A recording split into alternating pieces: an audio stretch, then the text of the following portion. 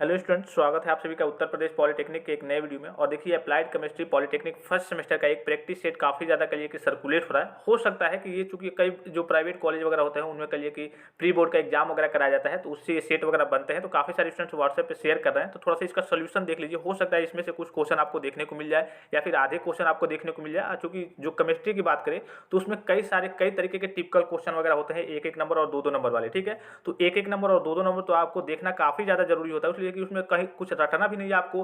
पाँच पाँच नंबर का क्वेश्चन आए, बहुत ज़्यादा आपने लिखा तो दो नंबर तीन नंबर ऐसे करके मिलेगा या फिर चार नंबर तक मिलेगा। और एक एक दो दो नंबर वाले आपके फिक्स क्वेश्चन होते हैं कि उसमें आपने सटीक लिख दिया, सही लिख दिया तो मिल जाएंगे। ठीक है, तो थोड़ा सा इसका हम एक एक नंबर वाले का सोल्यूशन देख लेते हैं। इसके अलावा मैंने आपको पार्ट फर्स्ट और part second most important question का करा रखा है, उसको जरूर आप जाकर के देख लेंगे। उसका डायरेक्ट लिंक मैं आपको वीडियो के डिस्क्रिप्शन बॉक्स में भी दे रहा हूँ, उसको आप जरूर देखेंगे कौन कौन से क्वेश्चन है, उसकी तैयारी आपकी हुई है या फिर नहीं। आप चूंकि देखिए एक रात में तो आप जाहिर सी बात है कि बहुत अच्छे से नहीं कर सकते अगर आपने कुछ नहीं पढ़ा है तो, लेकिन आपने थोड़ा बहुत पढ़ा है, आइडिया है, तो उसको देखेंगे तो हाँ लग जाएगा कि हाँ ये क्वेश्चन मुझे तैयार है। और जो नहीं तैयार होगा उसमें इंपॉर्टेंट क्वेश्चन की कैटेगरी में होगा, आप उसको भी तैयार कर लेंगे।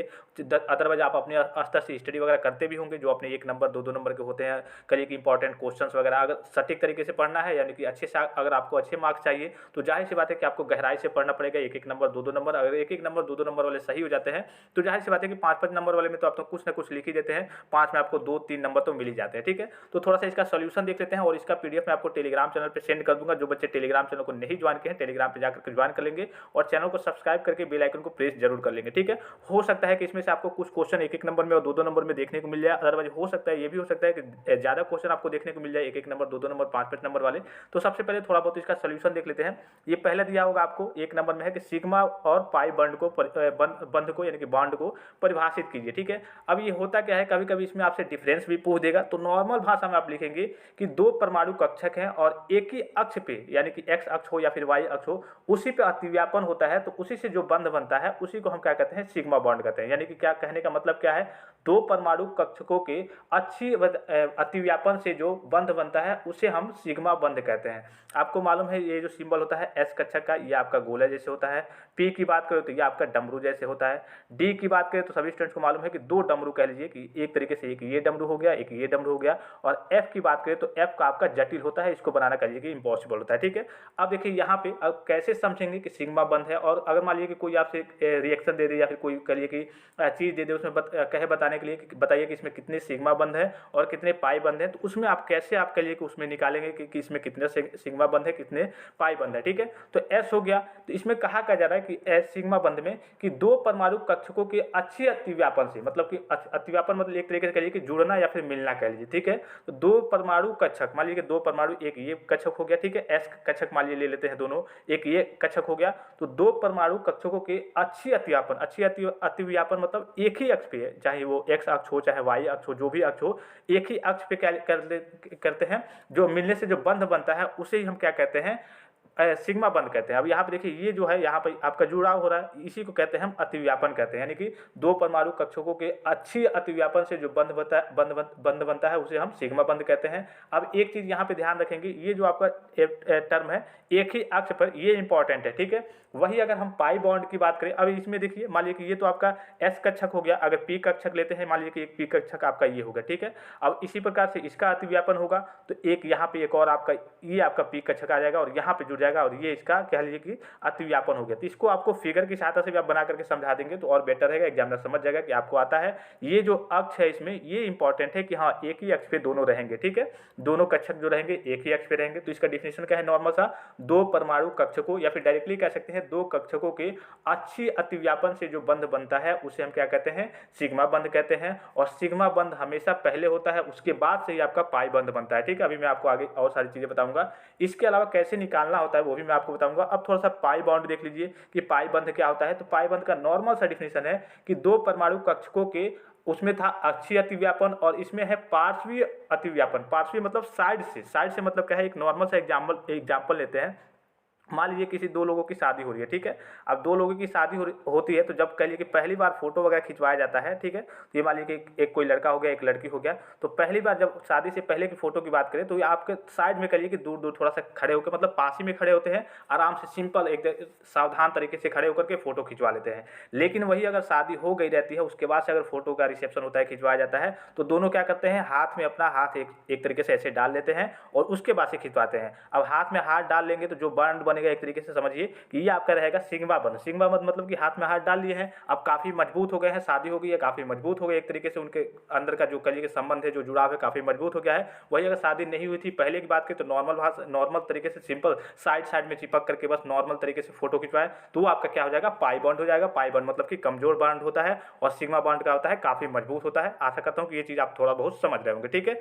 अब देखिए पाई बॉन्ड की मैंने आपको डिफिनेशन बता दी कि दो परमाणु कक्षकों के पार्श्वी मतलब साइड से, मान लीजिए कि एस कक्षक ले लेते हैं, ये एक हो गया, ठीक है, और ये एक हो गया, ठीक है, बस साइड से थोड़ा बहुत यहां से आकर के चिपक जाएंगे, तो ये आपका पाई बॉन्ड होता है, ये काफी कमजोर होता है, ठीक है। इसके अलावा मान लीजिए कि ये आपका जो आपका पी कक्षक हो गया, ऐसे हो गया आपका। फिर दूसरे पी कक्षक की बात करें तो ये आपका ऐसे बना लीजिए, ऐसे हो गया पी कक्षक, और दूसरा वाला आ जाएगा इसके साइड में, बस यहाँ से आकर के यहाँ पे, मतलब कि इसमें आपका इस तरीके से जुड़ाव नहीं होता है, ये फिक्स वाला ऐसे अतिव्यापन नहीं होता, ठीक है। पार्श्वी मतलब साइड से आकर के बस जुड़ जाते हैं, और इसमें अक्ष नहीं होता, ठीक है, कहीं से किसी साइड से आकर के जुड़ जाएंगे, वो आपका कह लीजिए कि पार्श्वी अतिव्यापन होता है, यानी कि पाई बॉन्ड होता है। आशा करता हूँ कि ये चीज आप समझ गए होंगे।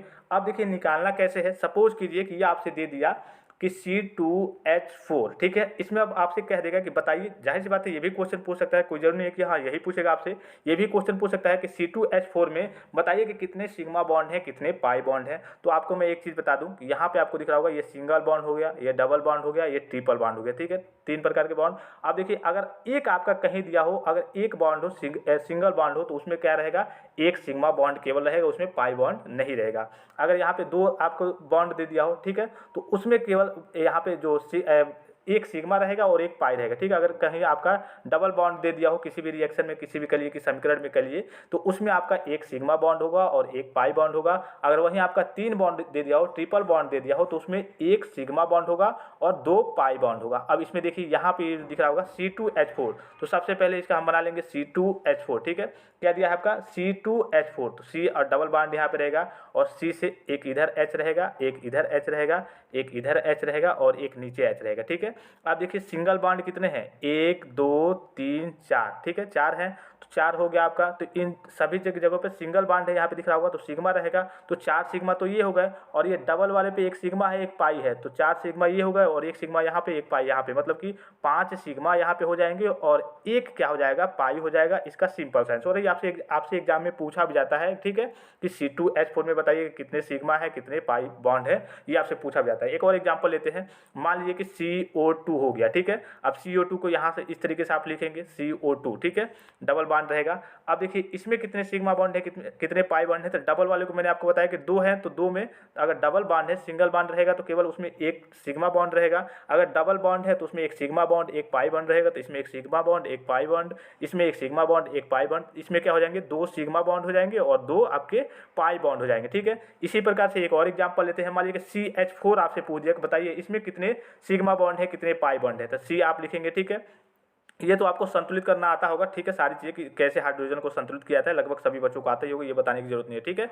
अब देखिए यहाँ पे 4 है, और सभी में क्या है, एक एक कलिए की बंद है, एक एक बंद है, ठीक है। यहाँ पे सिंगल बॉन्ड है, तो अब इसमें आपका क्या हो जाएगा, सिग्मा, सब में एक एक बॉन्ड है, तो इसमें आपका केवल सिग्मा हो जाएगा, sigma bond, sigma bond, sigma bond, sigma bond, यानी कि 4 केवल इसमें सिग्मा बॉन्ड हो जाएंगे, और पाई बॉन्ड की संख्या क्या होगी, 0 होगी, ठीक है। इसी तरीके से आपका निकाला जाता है, काफी सिंपल होता है, काफी आसान होता है। कभी कभी इन दोनों में सिग्मा और पाई बॉन्ड में डिफरेंस करने के लिए पूछ देगा, तो डिफरेंस भी काफी आसान होता है। आप फार्मूले की सहायता से, आप डिफिनेशन की सहायता से इसमें सारे दोनों चीजों में डिफरेंस भी पता कर सकते हैं। तो आशा करता हूं कि ये चीज आपको निकालना भी समझ में आया होगा। अब नेक्स्ट की बात करते हैं कि यहाँ पे दूसरा क्वेश्चन है, 3p इलेक्ट्रॉन के L और M के मान लिखिए, ठीक है। ये तो आपको बताने की जरूरत नहीं है, यहाँ पे क्या हो जाएगा, N = 3 हो जाएगा आपका, और L = 1 हो जाएगा, और M = क्या हो जाएगा, -1, 0 और कामा +1, ठीक है। ये तो आपको बताने की जरूरत नहीं, लगभग ये सभी बच्चों को आता होगा। फिर यहाँ पे दिख रहा होगा डेक्रान के रासायनिक सूत्र को लिखिए। देखिए कभी कभी आपसे कुछ भी पूछ सकता है, बैकेलाइट के रासायनिक सूत्र को लिखिए या फिर टेफ्लॉन के रासायनिक सूत्र को लिखिए। ये आपसे एक एक नंबर में कोई ना कोई पूछा ही जाएगा, और चूंकि ज़्यादातर जो पूछा जाता है वो डेक्रान का ही पूछा जाता है, ठीक है। तो डेक्रान का क्या होता है, सबसे पहले आपको मालूम है कि C10H8O4, ठीक है, और इसका होल रहता है आपका N, यानी कि ये आपका N रहेगा। और इसके बाद से इसका जो रिएक्शन होगा वो कुछ इस तरीके से होगा। ये आपको थोड़ा बहुत रटना पड़ता है, मैंने पहले भी कहा था, OC, और उसके बाद से क्या करेंगे O, और फिर से यहाँ पे C करके यहाँ पे डबल बॉन्ड लगाएंगे और ऊपर O रहेगा, फिर C रहेगा आपका, फिर आपका CH2 रहेगा, और फिर आपका उसके बाद से यहाँ पे एक ही बॉन्ड रहेगा, फिर CH2 रहेगा। ये यहीं से है, ठीक है, CH2 और उसके बाद से O लिख के यहाँ पे, और यहाँ नीचे आपका N आ जाएगा, ठीक है। ये आपका काफ़ी सिंपल होता है, इसको आप रट लेंगे अपने स्तर से। फिर नेक्स्ट क्वेश्चन की बात करें तो यहाँ पे दिख रहा होगा गैल्वेनीकरण में का उपयोग किया जाता है। ये fill in the blanks type का है, ठीक है। तो गैल्वेनीकरण में क्या उपयोग किया जाता है, तो जिंक का उपयोग किया जाता है, Zn, ठीक है। ये काफी इंपॉर्टेंट क्वेश्चन है, जिंक का उपयोग किया जाता है, सभी बच्चों को मालूम होगा। अब जिंक कठोर और भंगुर होता है तथा यह मतलब कि जंगरोधी होता है, इसीलिए इसका उपयोग यहाँ पे किया जाता है गैल्वेनीकरण में, ठीक है। अब देखिए यहाँ पे दिख रहा होगा नेक्स्ट क्वेश्चन, 10⁻² NaOH का pH मान की गणना कीजिए। काफी सिंपल है, काफी आसान है, आपको मालूम है, इसका फार्मूला भी मालूम होगा।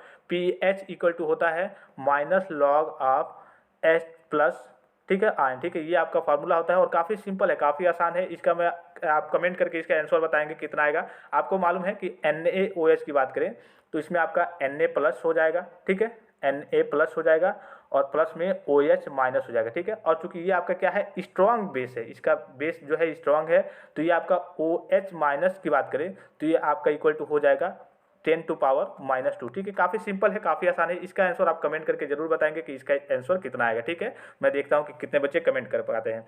फिर नेक्स्ट क्वेश्चन है, चौथा क्वेश्चन है, निम्नलिखित में से कौन सा अणु sp3 संकरित नहीं है। देखिए यह भी आपका sp3 संकरित है, ये भी आपका NH3 sp3 संकरित है, H2O भी आपका sp3 संकरित है। ये जो है आपका दिख रहा होगा BF3, ठीक है, ये आपका sp3 संकरित नहीं है, तो इसका ऑप्शन सही हो जाएगा, ठीक है। अब इसमें पूछा है कि कौन संकरित है, ये नहीं पूछा है कौन संकरित है, ये पूछा है कौन संकरित नहीं है। अब काफी सारे बच्चे जल्दी जल्दी में पढ़ते हैं कि हाँ कौन संकरित है, अब देखेंगे हाँ ये तो मैंने पढ़ा था संकरित है sp3, तो इस पे टिक कर देंगे। आपको पूरा ऑप्शन पहले सही से पढ़ना है, इसका ऑप्शन हो जाएगा BF3, ऑप्शन डी इसका राइट आंसर हो जाएगा। अब देखिए यहाँ पे एक और क्वेश्चन है कि पानी में अस्थायी कठोरता डैश डैश डैश की उपस्थिति के कारण और अस्थायी कठोरता डैश डैश डैश की उपस्थिति के कारण होती है। तो लगभग तो ये सभी बच्चों को मालूम होगा कि पानी में अस्थायी कठोरता कैसे होती है और अस्थायी कठोरता कैसी होती है, ठीक है। तो अगर अस्थायी की बात करें तो पानी में अस्थायी कठोरता कैल्शियम तथा मैग्नीशियम के सल्फेट तथा क्लोराइड के कारण होती है, सभी स्टूडेंट्स को मालूम है। आप ऐसे भी लिख सकते हैं कैल्शियम तथा मैग्नीशियम के क्लोराइड के कारण होती है, या फिर कैल्शियम तथा मैग्नीशियम के सल्फेट के कारण होती है, जो अस्थायी कठोरता होती है। तो डायरेक्टली लिखेंगे आप कि पानी में अस्थायी कठोरता कैल्शियम तथा मैग्नीशियम के क्लोराइड के कारण होती है। और दूसरी बात करें अस्थायी कठोरता की बात करें तो ये होती है आपके कैल्शियम तथा मैग्नीशियम के बाइकार्बोनेट के कारण जो कठोरता होती है वो अस्थायी कठोरता होती है, ठीक है। इसको आप जरूर ध्यान से, बस आपको कैल्शियम मैग्नीशियम याद करना है, एक में क्लोराइड के कारण होती है जो अस्थायी कठोरता होती है, और दूसरे में जो अस्थायी कठोरता होती है वो कैल्शियम तथा मैग्नीशियम के बाइकार्बोनेट के घुले होने के कारण होती है, ठीक है। काफी सिंपल और काफी आसान सा क्वेश्चन है। फिर देखिए यहाँ पे 8वां क्वेश्चन आपको दिख रहा होगा, एक ठोस स्नेहक के नाम लिखिए, ठीक है। काफी सिंपल है, काफी आसान क्वेश्चन है। ठोस से या फिर कह लिए कि आपके ईंधन से 1 नंबर में या फिर 2 नंबर में ऐसे ऐसे क्वेश्चन जरूर पूछे जाएंगे।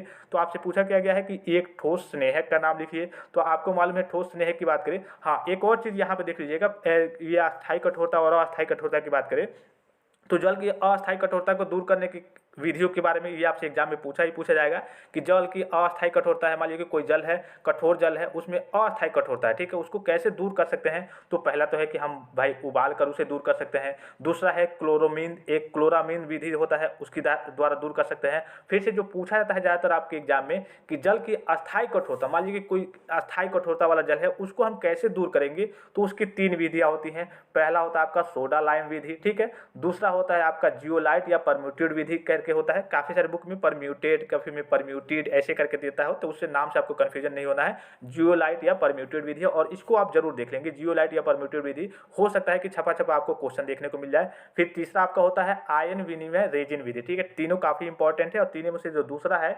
जियोलाइट या परम्यूटेड विधि, उसको आप देख लेंगे। परम्यूटेड का नाम कई जगह अलग अलग तरीके से हो सकता है, परम्यूटेड हो सकता है, परम्यूटेड हो सकता है, थोड़ा बहुत अलग होता है, तो बस आपको ये जरूर देख लेना है, ठीक है। अब नेक्स्ट क्वेश्चन क्या है आपका, नेक्स्ट क्वेश्चन है आपका कि एक ठोस स्नेहक का नाम लिखिए। देखिए ठोस स्नेहक की बात करें तो सबसे आसान है आपका ग्रेफाइट, आपको लिख देना है। अब देखिए यहाँ पे एक नंबर, एक शब्द में आपका एक नंबर मिल गया, ठीक है। ग्रेफाइट लिख दीजिए, या फिर लिख दीजिए आप मॉलिब्डेनम डाइसल्फाइड लिख दीजिए, या फिर आप लिख दीजिए टंगस्टन डाइसल्फाइड लिख दीजिए। तीनों आपके क्या है, एक प्रकार के ठोस स्नेहक है, ठीक है। तो इसका नाम आपको लिख देना है। अब इसी तरीके से टेक्निकल हो सकता है कि यही क्वेश्चन आपका रिपीट हो जाए। फिर देखिए एक इंपॉर्टेंट क्वेश्चन है, बीओडी और सीओडी को परिभाषित कीजिए। ये देखिए ये जो क्वेश्चन होता है बीओडी और सीओडी का, ये तो एक तरीके से पूरा आउट क्वेश्चन है, आपके एग्जाम में आएगा ही आएगा। अब किस रूप में आएगा, किस तरीके से आएगा, 2 नंबर में आएगा कि 1 नंबर में आएगा, तो ये आपसे कभी कभी 1 नंबर में पूछा जाता है और कभी कभी 2 नंबर में भी पूछा जाता है। तो आप देखिए सबसे सिंपल एकदम आसान लैंग्वेज में बात करें, आपको मालूम है कि यह मान लीजिए कि ये कोई आपका जल हो गया, ठीक है। जल हो गया तो जल में जाहिर सी बात है कि इस जल में कुछ ना कुछ आपके कहिए कि पॉल्यूशन रहेंगे, यानी कि दूषित जल रहेगा, थोड़ा बहुत उसमें कुछ चीज़ें मिली रहेंगी कि आपका जल है थोड़ा बहुत दूषित है, और इसमें आपके माइक्रो ऑर्गेनिज्म रहेंगे ही रहेंगे, सूक्ष्म जीव जीवाणु कहिए कि बैक्टीरिया वगैरह रहते ही रहते हैं। मतलब कि ये जल क्या है आपका पॉल्यूटेंट, मतलब प्रदूषक इसमें है, ठीक है। अब इसमें 2 प्रकार की चीज़ें हो सकती हैं। एक तो हो सकता है कार्बनिक आपका हो सकता है, यानी कि जो आपकी कार्बनिक पॉल्यूटेंट्स यानी कि प्रदूषक हुआ है, तो कार्बनिक चीज़ें उसमें हो सकती हैं, या फिर अकार्बनिक हो सकती हैं। डिमांड से मतलब है कि हमें ऑक्सीजन की यहाँ पे आवश्यकता है, मांग है। अब किस चीज़ को लेकर के, तो जैविक चीज़ों को लेकर के, जैविक चीज़ों को, कुछ चीज़ों को हमें उसे शुद्ध करना है, जल को शुद्ध करना है, उसमें कुछ चीज़ें निकालनी है। तब इसमें होता क्या है, ये जो मान लीजिए कि जो सूक्ष्म जीव हैं ये क्या करेंगे, जो आपके प्रदूषक है यानी कि जो दूषित चीज़ है उसको एक तरीके से कह सकते हैं कि गायब करेंगे, या फिर कह सकते हैं कि खाएंगे धीरे धीरे। अब खाएंगे भाई कैसे, तो उन्हें कुछ ऑक्सीजन की मात्रा की जरूरत पड़ेगी, और उसी ऑक्सीजन की जो मात्रा की जरूरत पड़ती है उसे ही हम बायोलॉजिकल ऑक्सीजन डिमांड कहते हैं। काफ़ी सिंपल है, काफ़ी आसान है, आप अपने टर्म में जैसे चाहे वैसे समझा सकते हैं टीचर को, ठीक है। बहुत ही आपको मालूम है जो आपका पानी हो गया, मान लीजिए थोड़ा सा बहुत इसमें प्रदूषण है, कुछ दूषित चीज़ें हैं, ठीक है, और इसमें छोटे छोटे सूक्ष्म जीव वगैरह हर एक चीज़, बैक्टीरिया वगैरह हर एक चीज़ है।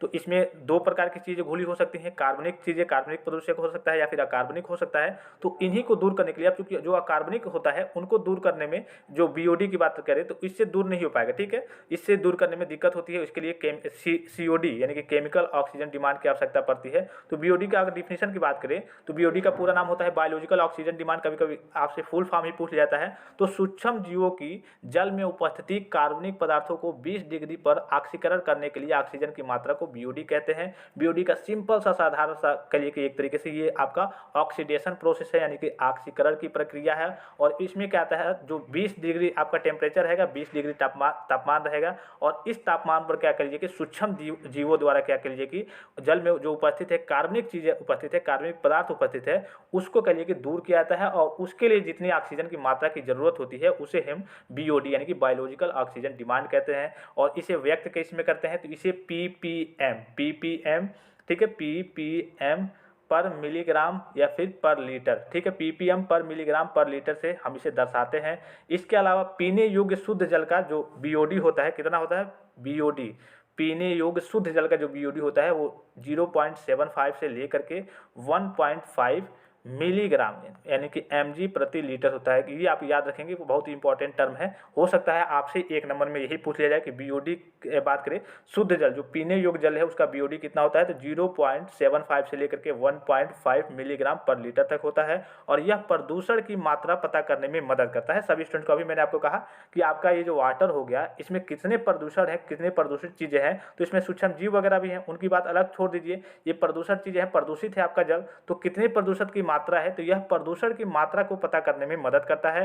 कम प्रदूषित जल कम बीओडी होगा उसका, जाहिर सी बात है, और जल प्रदूषण को जांच करने और कम करने में मदद करता है, ठीक है। तो ये काफ़ी सिंपल और काफ़ी आसान सा आपका डिफिनेशन है, इसको आप जरूर एग्जाम में, चूंकि ये आएगा ही आएगा, जाहिर सी बात है, काफ़ी एक तरीके से आउट टाइप का क्वेश्चन है। ये आपका हो गया बीओडी हो गया। अब सीओडी की बात करें तो सीओडी का सिंपल सा होता है, जैसे अभी मैंने बताया कि ये आपका जल हो गया, ठीक है। अब जल में मान लीजिए कि आपके सूक्ष्म जीव माइक्रो ऑर्गेनिज्म हो गए, फिर आपका कहिए कि प्रदूषण हो गया, कुछ प्रदूषित चीज़ें हैं इसमें जो मिल गई हैं। अब इसमें जो था आपने देखा कि इसमें कार्बनिक था और एक अकार्बनिक पदार्थ थे, दोनों प्रकार के पदार्थ थे।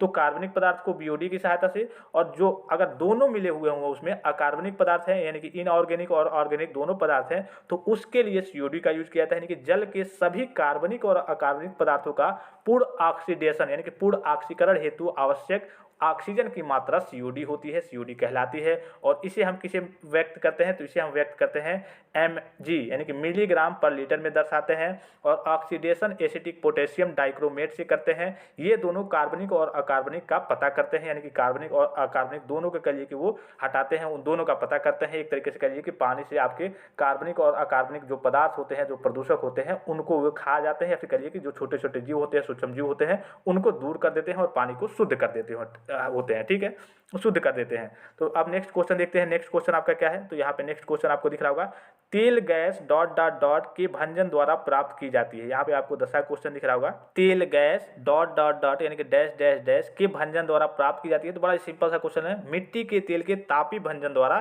कहिए कि प्राप्त की जाती है। तेल गैस किसके द्वारा प्राप्त की जाती है, तो मिट्टी के तेल के तापी भंजन द्वारा प्राप्त की जाती है।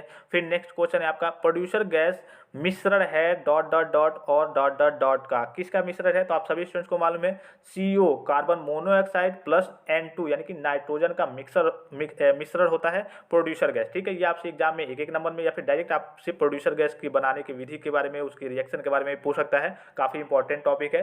तो इसमें क्या होता है, कार्बन मोनोऑक्साइड होता है और नाइट्रोजन होता है। अगर नाइट्रोजन की मात्रा की बात करें तो इसमें कितना परसेंट होता है, 60% होता है। अगर वही कार्बन मोनोऑक्साइड की बात करें तो इसमें कितना परसेंट होता है, 30% होता है। इसके अलावा 10% में आपके CO2 और मीथेन गैस होते हैं, ये 10% में लगभग होते हैं। और ये 60% नाइट्रोजन होता है और 30% आपका कार्बन मोनोऑक्साइड होता है। ये भी डायरेक्टली भी आपसे पूछ सकता है कि बताइए इसमें कार्बन मोनोऑक्साइड की मात्रा कितनी होती है प्रोड्यूसर गैस में, या फिर नाइट्रोजन की मात्रा कितनी होती है। तो ये काफी इंपॉर्टेंट टॉपिक है भी, आपसे एग्जाम में पूछा जाएगा। फिर नेक्स्ट क्वेश्चन क्या है, आवर्त सारणी में सर्वाधिक विद्युत ऋणात्मकता वाले तत्व डॉट डॉट डॉट समूह में रखे गए हैं, यानी कि किस समूह में रखे गए हैं, काफी इंपॉर्टेंट क्वेश्चन है। तो ये आपके जो समूह 17 है उसमें सारे आपके विद्युत ऋणात्मक वाले तत्व रखे गए हैं। अब ये आपसे ये भी पूछ सकता है कि सबसे अधिक विद्युत ऋणात्मक तत्व कौन सा है, क्या पूछ सकता है कि सबसे अधिक विद्युत ऋणात्मक वाला तत्व कौन सा है, तो क्या है आपका फ्लोरीन है। ठीक है, सबसे अधिक विद्युत ऋणात्मक वाला तत्व है फ्लोरीन है। काफी बार कई बार एग्जाम में आपसे पूछा भी जाता है और पूछा भी गया है। अगर यही आपसे पूछ दे कि सबसे कम की बात करें, सबसे कम विद्युत ऋणात्मक तत्व कौन सा है, तो क्या है आपका सीजियम है। सीजियम जो है वो सबसे कम विद्युत ऋणात्मक वाला तत्व है। तो ये आपके एक नंबर के इंपॉर्टेंट क्वेश्चन हो गया। क्योंकि वीडियो थोड़ा सा लंबा हो रहा है, ठीक है, आप इसको देख लीजिएगा अपने स्तर से। अगर कहेंगे आप तो थोड़ा सा एक और लेक्चर में आपको प्रोवाइड कर दूंगा। और इसमें जितने भी IUPAC नेम वगैरह हैं या फिर जितने भी टर्म है, वो हो सकता है कि आपके एग्जाम में ऐसे के ऐसे दे दे, क्योंकि ये सारी चीजें तो आपसे पूछी ही जाएंगी। नाइलॉन 6 हो गया या फिर डेक्रॉन हो गया, ये सारी चीजें, और स्नेहक हो गया, बफर विलियन हो गया, ये मैंने आपको पिछली वीडियो में इंपॉर्टेंट क्वेश्चन भी बताया था। और इसमें जो IPSC नेम वगैरह दिख रहे होंगे इनको जरूर आप देख लेंगे। ठीक है, इनका IPSC नेम नाम कर क्या होगा। फिर से आपका यहाँ पे नीचे दिख रहा होगा क्या होता है जब रिएक्शन वगैरह आपसे पूछ दिया जाता है या फिर कुछ समीकरण दे दिए जाते हैं। तो काफी इंपॉर्टेंट है और काफी आसान भी है, इसको आप देख लेंगे। इसका भी PDF मैं आपको टेलीग्राम चैनल पर सेंड कर दे रहा हूँ। और इसमें जो आपके एक नंबर वाले टर्म होते हैं इनको आप जरूर खास करके याद करके जाएंगे और देख करके जाएंगे। आपका किसी रूप में किसी तरीके से पूछ देता है, कभी क्वांटम संख्या ज्ञात करने के लिए पूछ देता है, कभी कुछ पूछ देता है, हर एक तरीके से टिपिकल टाइप के क्वेश्चन होते हैं। और इसमें बच्चों की ज्यादा बैक इसलिए लगती है कि इसमें सटीक नंबर और केमिस्ट्री में आप कुछ जोड़ नहीं सकते हैं। अब मान लीजिए कोई रिएक्शन आपसे पूछ दिया, ठीक है, अब उसमें तो आप ये जोड़ेंगे नहीं कि हाँ CH3 ये वो, अपने आप से तो जोड़ेंगे नहीं, वो गलत हो जाएगा पूरा। उसमें आप बना के भी नहीं लिख सकते हैं। तो इसमें आपके सटीक नंबर मिलते हैं। तो इसमें आपको थोड़ा सा विशेष करके थोड़ी बहुत पढ़ाई कर लेनी है। आशा करता हूँ कि वीडियो आपको काफी ज्यादा हेल्पफुल लगा होगा। और भी कोई जानकारी चाहिए तो आप कमेंट करके पूछ सकते हैं। फिलहाल इस वीडियो में इतना ही, इजाजत दीजिए, धन्यवाद, थैंक्स फॉर वॉचिंग। इसके PDF के लिए आप टेलीग्राम चैनल पर जाकर के इसका PDF भी ले लीजिए। मिलते हैं नेक्स्ट वीडियो में।